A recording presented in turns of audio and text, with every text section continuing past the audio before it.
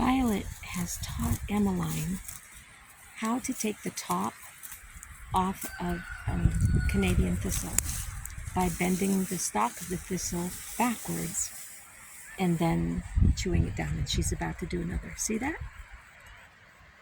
She bends it down and then it comes out the other side of her mouth. And then she chews on down.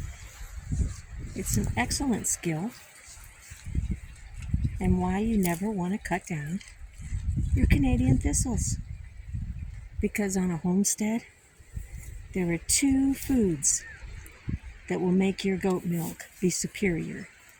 Now, true, you need all the other management issues that we do, worming and etc.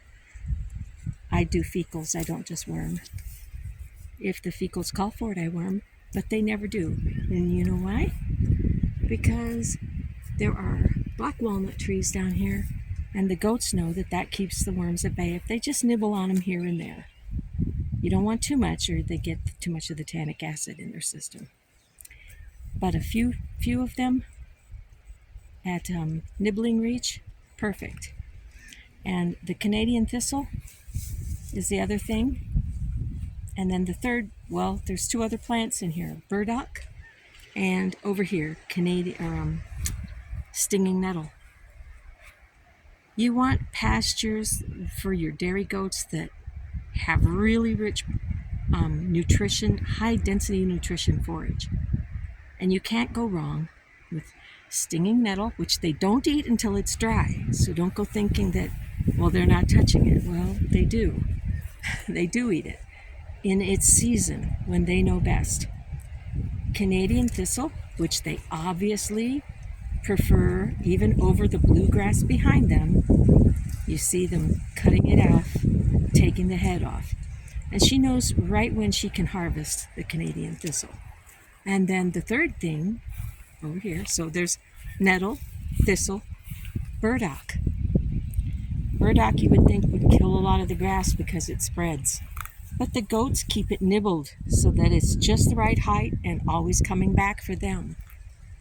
So goats are really smart about managing their feed and their browse. Here's another little patch of burdock growing down in there. And then the last thing is Russian olive, not so good because of the thorns, but they were here and I can't get them down. But willow. The goats love willow, and it gives them a natural pain reliever if their joints are stiff, which they can be for high-producing dairy goats.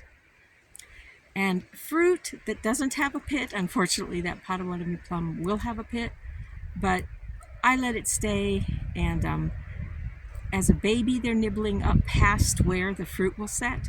So all I have to do is make sure that ground fruit isn't a problem, and I'm pretty good at collecting my fruit. So, there you have it. This doesn't look like much of a pasture, but between everything down at the bog, which is also bulrushes and cattail, you should see how the llamas and the goats eat this and thrive. Very happy.